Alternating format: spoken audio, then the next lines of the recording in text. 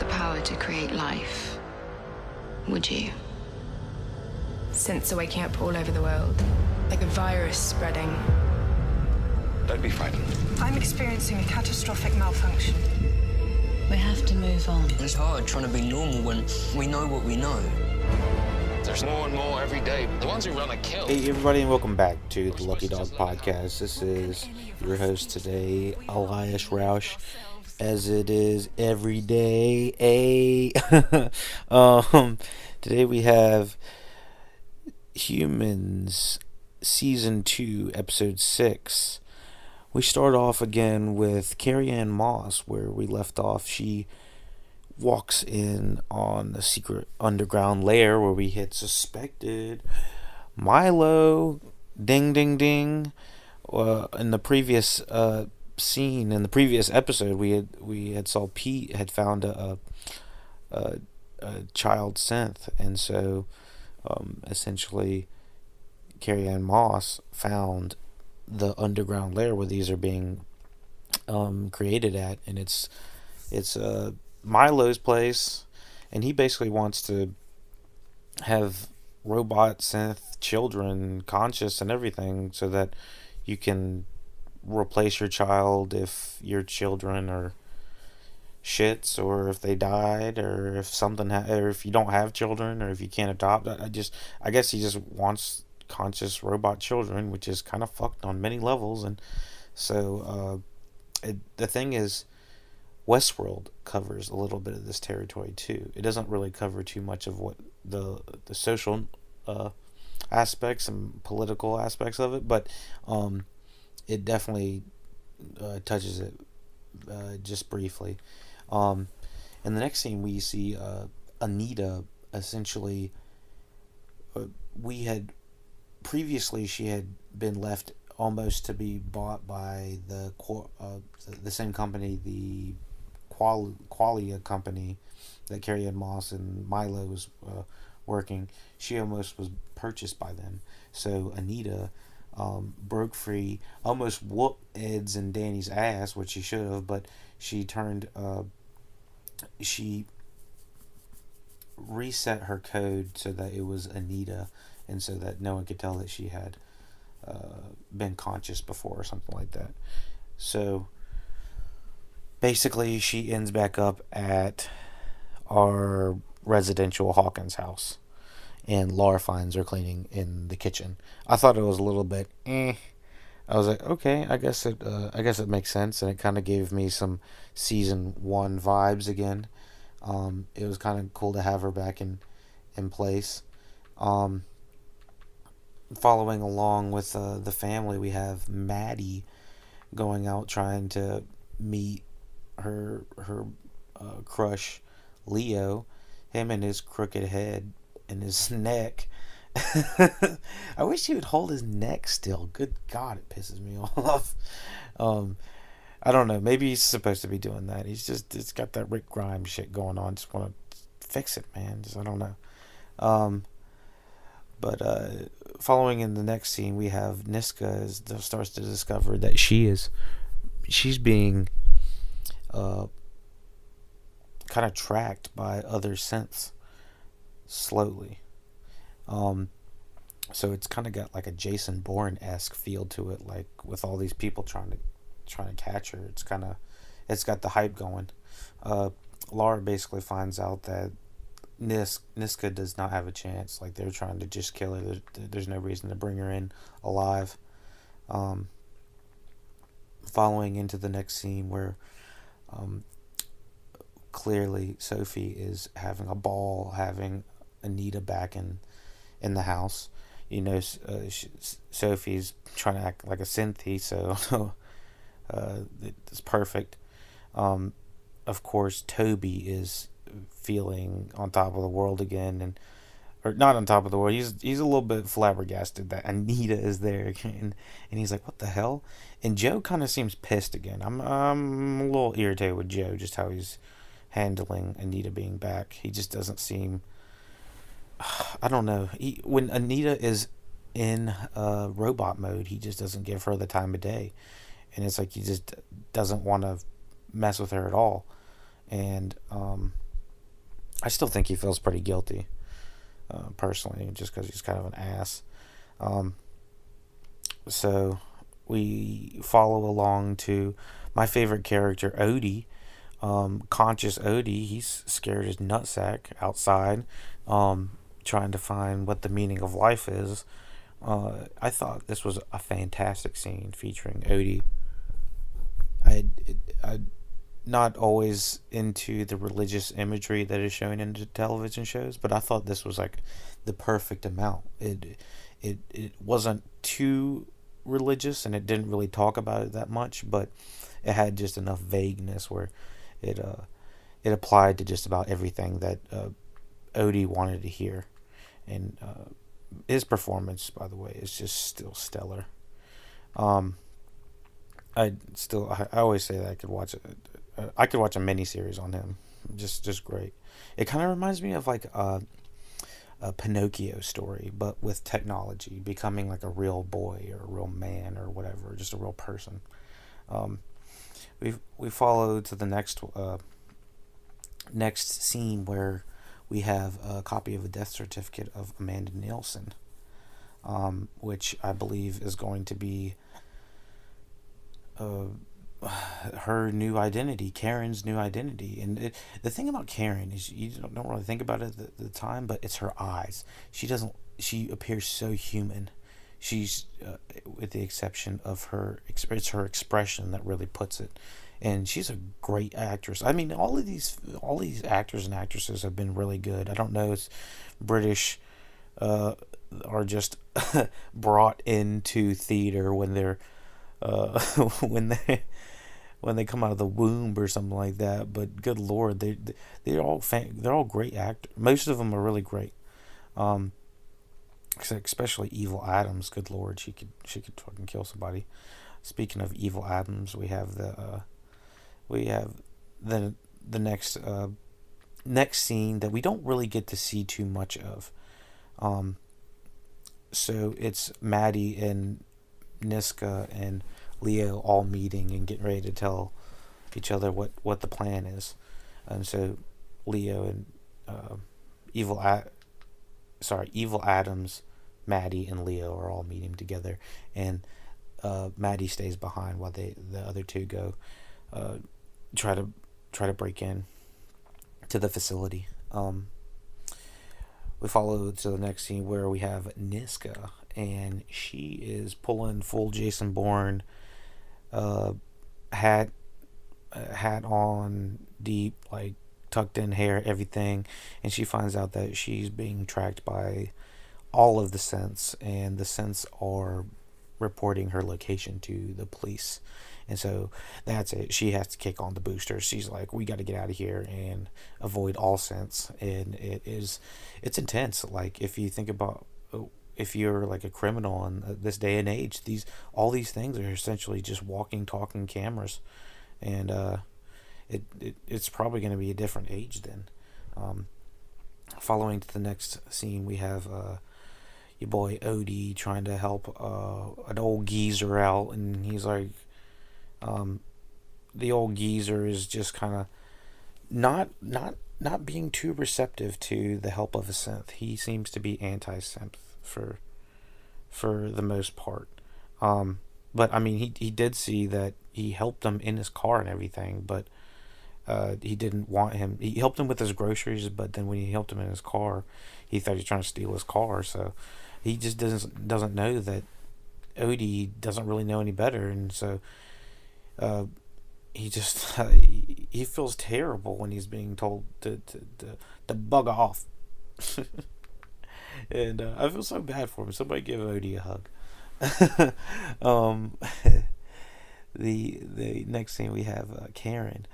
She comes in always just, you never know with Karin. She's either full robot or no robot. It's all bot, no bot. You never know. But Pete basically explained in the previous scene that Carrie needed to come back and check out this crazy ass looking robot kid synth thing we got going on. So Karen's like, what in the hell? And she's fascinated with the child synth. The guy that's playing it, the little boy who's playing the synth, is doing a fantastic job. Even as a child, he's showing like little to no expression, not breathing. He's just doing pretty good. No complaints. Sometimes, these kid actors, they're hard to find, but they got a decent one here. And apparently his eyes are still blue, which means he's unregistered with someone. So basically Karin hooks up, I don't know, connects cords or something with him and wants to find out all of his information. And we continue on to Pete finding out that Karin wants to be Amanda, which was kind of expected. I mean, with this little of episodes left, I mean, how long could you let that last? So basically we continue into the next scene with, or the same scene.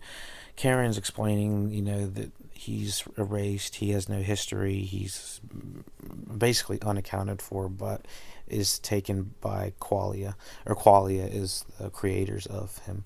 And so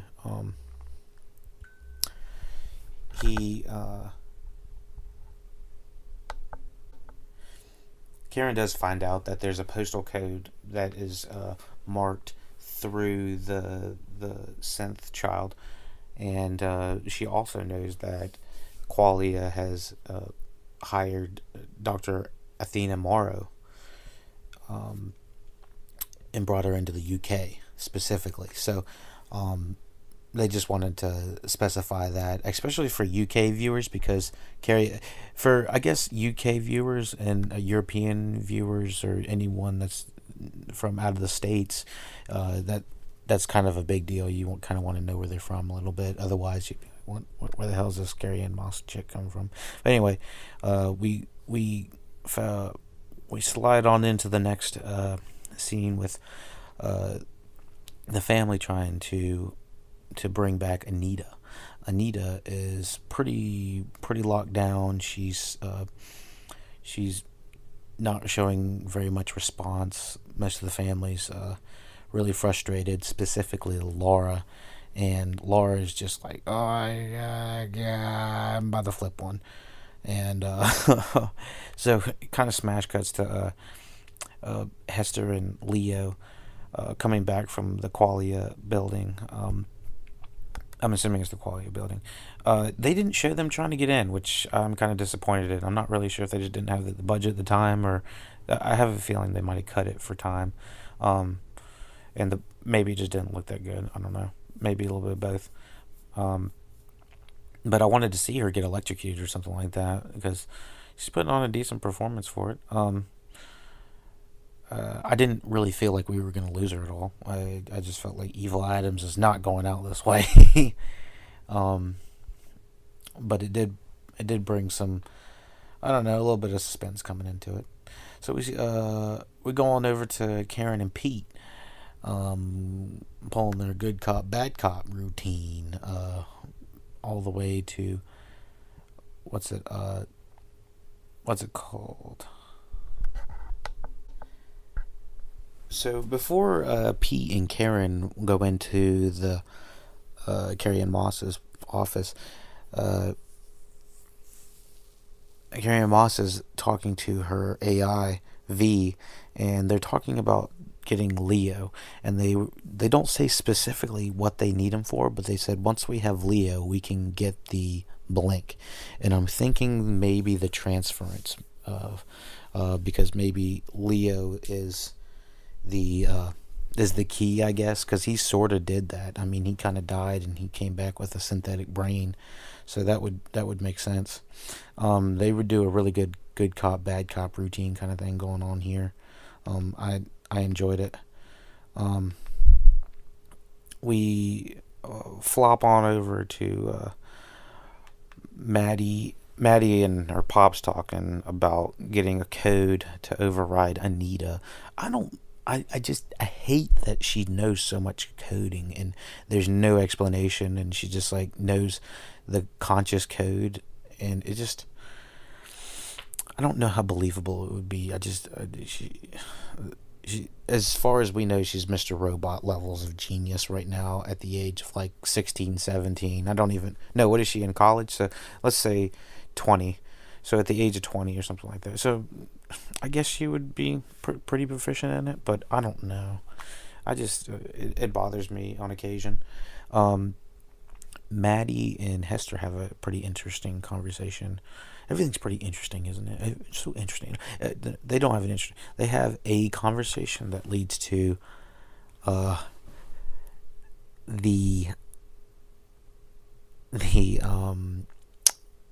wedge between them that was bound to happen. You know, they both were feeling Leo on some point, and as soon as Maddie typed in that wrong code, like, oh, Hester felt that, and she was like, oh, bitch.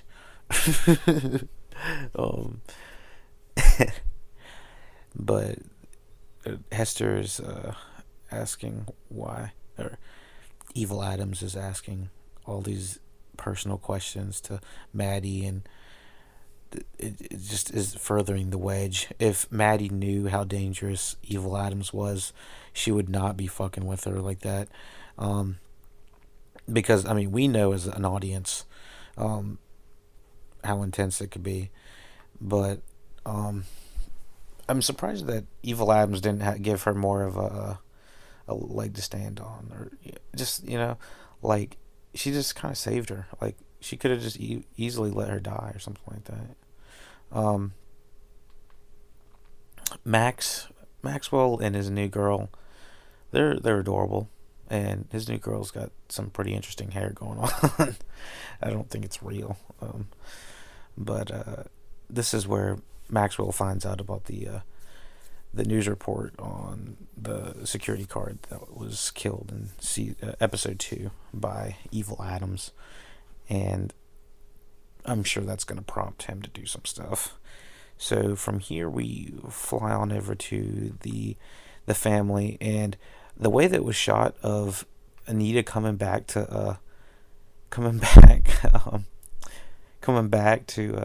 consciousness or something like that.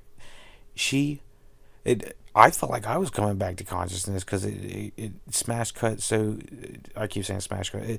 It was filmed such in a way that you were like being thrown into her mind, kind of, and then it kind of pulls back. The camera pulls back out from her, and it feels like you're like, oh my goodness, it's like finally coming back into her own body. And I thought the way it was shot was really good. If you watch it, the technical aspects of it, they're really good. Even even past the performance. I mean, the performance I've talked about has been stellar, but that was a really cool technical aspect too. So fly on over to Jason Bourne, aka Niska.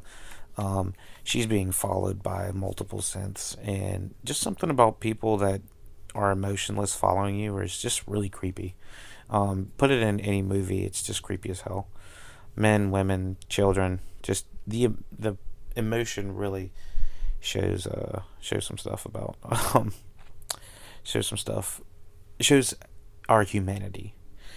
So she hops on the train and does some swoop of the hand, and takes one out, and she realizes she's in deep shit.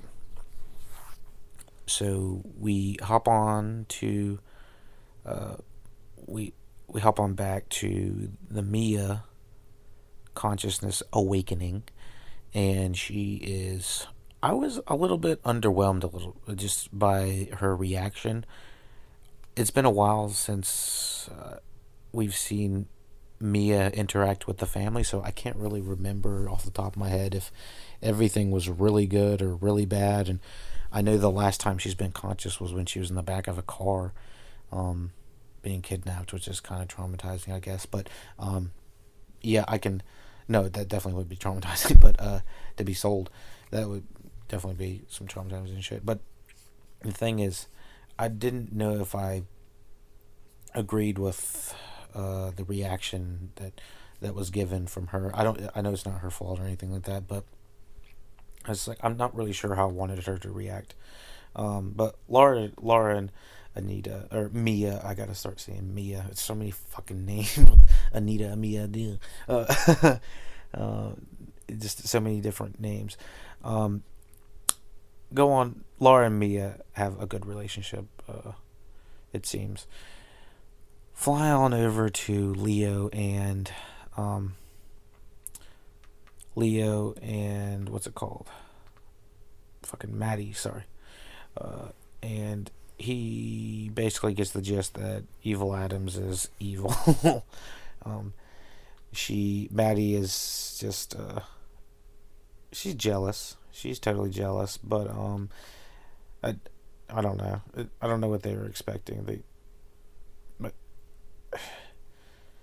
the fact that Qualia is the corporation they're kind of going up against, and Maddie's involved, I don't know why. I just feel like anytime the teenagers are involved, it's just like not making it as high as stakes or something. I don't know. Maybe I need her to get kidnapped or something.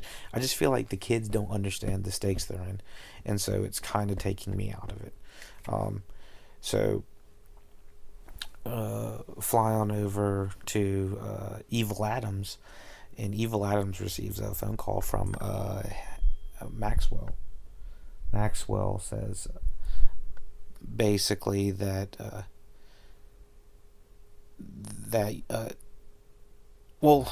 he doesn't realize that Hester is lying the entire time.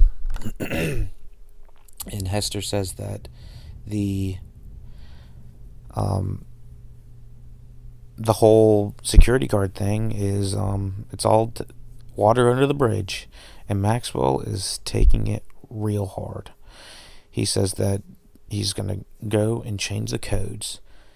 Everything that Leo needs to have access to, I think, the conscious sense.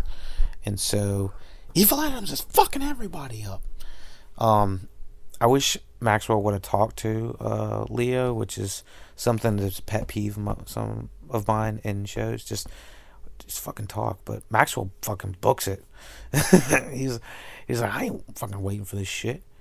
But we continue on with Mia trying on some new clothes, and she's just really emotionless still, and it's a little stilted for me. But she walks in and starts to talk to Odie, and they have a really just a great conversation. I think she might have saved his life. It looked like he was about to fall out of a window or jump. But I think this might be one of a few times that they are actually on screen together, and these are some of the strongest performers on here. Mia basically says, you got to be strong to be in this world and to have the will to survive. And it's deep. It's real deep.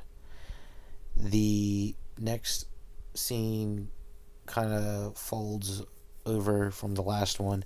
Mia says she's leaving, and the entire family is like, oh no, you can't leave, you just got here. This family has really mixed feelings and about having these robots in the house and stuff. But then again, Anita did just show up, or Mia just showed up randomly. But this is one of the last few times Sophie is having her humanity kind of crushed by another synth, I guess. I don't know. It's not being crushed by a synth, but she's just surrounded by these robots, and she's jealous because she wants to be so much like them. And everyone's kind of saying their goodbyes to Anita, as I'm guessing this is going to be the last time this family will see her most of the season. So you can see how bummed the little one is, Sophie is. So we fly on over to Pete and Karin again. Karin and Pete and Karin, they adopted a little synth boy. Little boy. But Karin basically says, we'll name him Sam. And Sam says, I like it. And I guess, how can you go wrong with a name like Sam? Samwell. I don't know.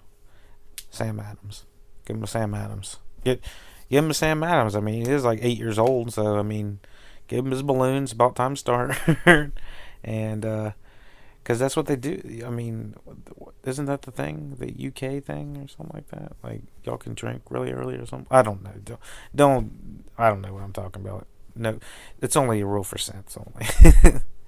But Pete is a little bit salty about the Amanda Nielsen thing, and so he just has like this kind of short little spat where he says that, you know, he's just gonna turn into her and not tell me and whatnot, and so he basically takes the cue that he'll be sleeping on the couch for this one. And when he's getting ready to set up the couch, they have this cute little syncing session or whatever with their fingers charging up or something like that. I think when they're syncing or charging or doing something, linking up, their fingers move, and it definitely showed the effects it has on Pete. You know, he's like, well, kind of brought this on myself. And so so fly on over to Sophie. Sophie the Cynthia. She's essentially acting 200% synth at this point, and sorry, not 200%. She is at 100% synth at this point, and she gets boosted a little bit after being yelled at her mom with giving no reaction back, and her mom's just losing it. And so, you know, accordingly, just as would any good father, you take your Cynthia daughter and you take her into the kitchen, you whip out the eggs, and you throw them at your mother. And you trash the kitchen. I mean, how else would the response be better?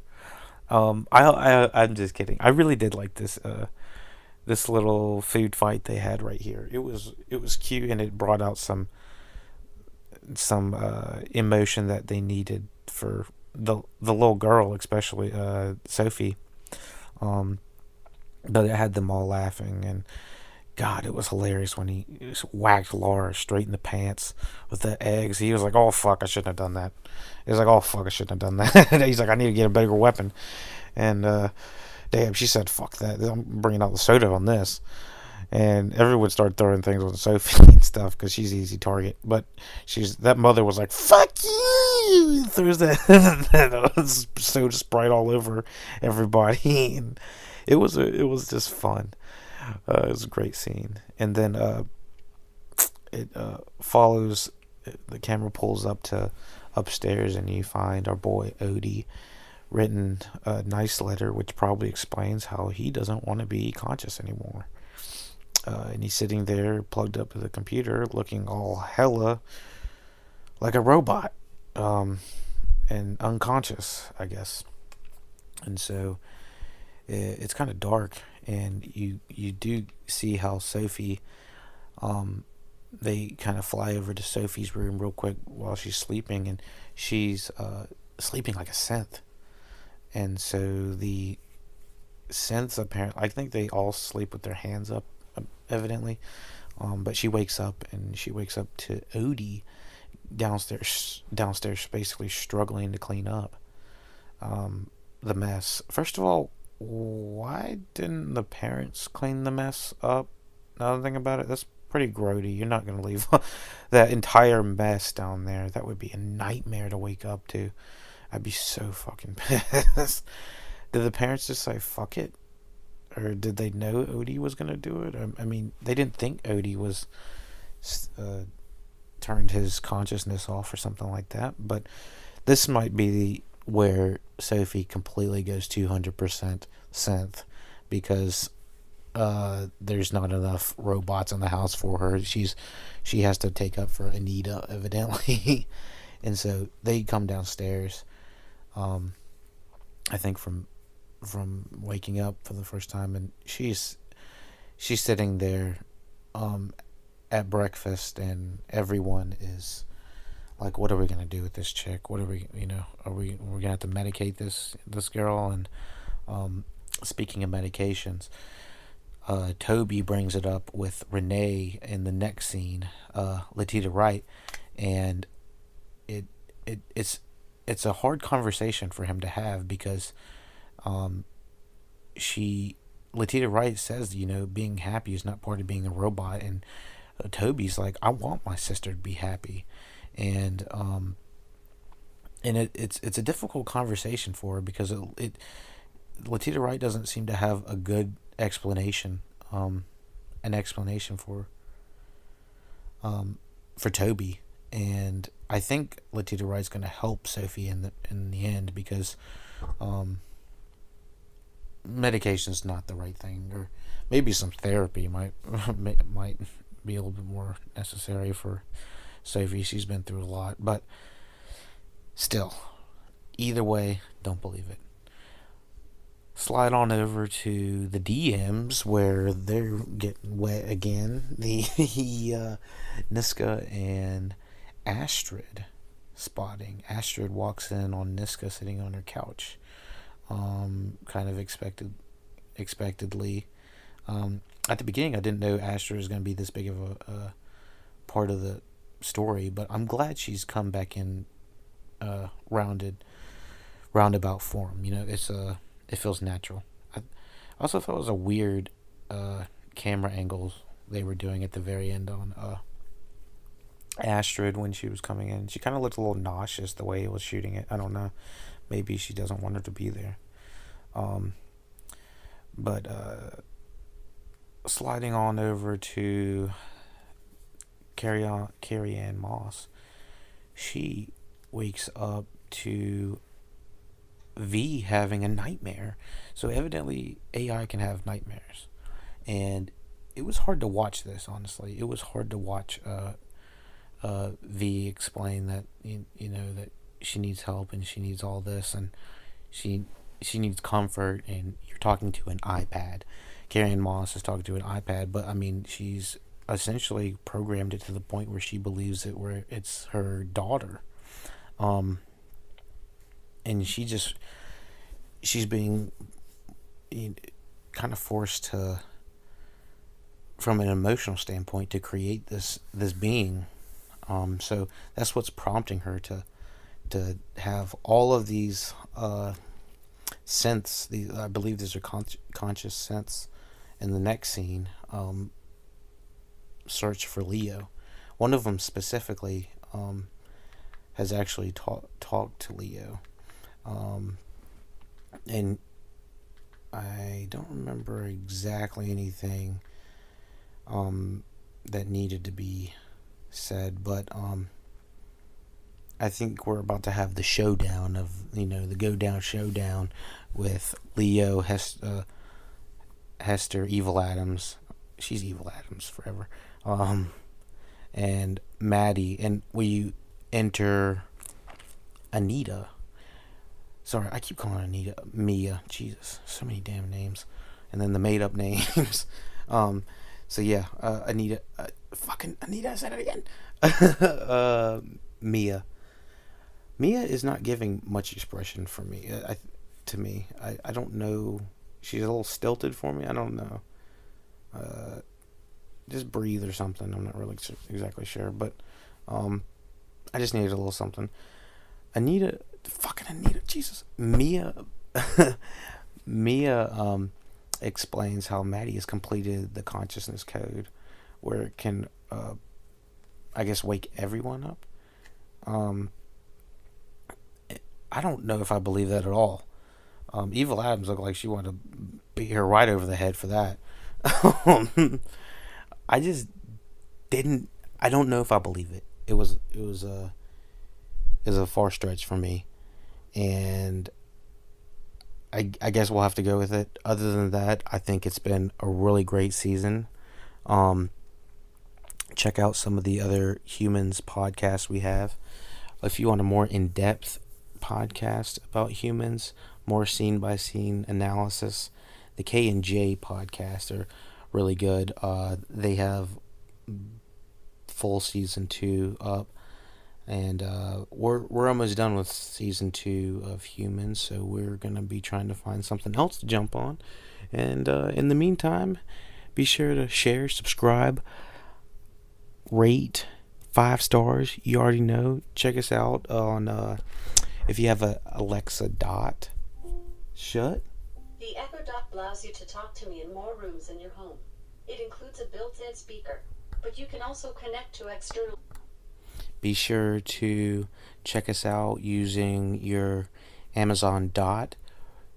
Share, subscribe, rate 5 stars, iTunes. You already know.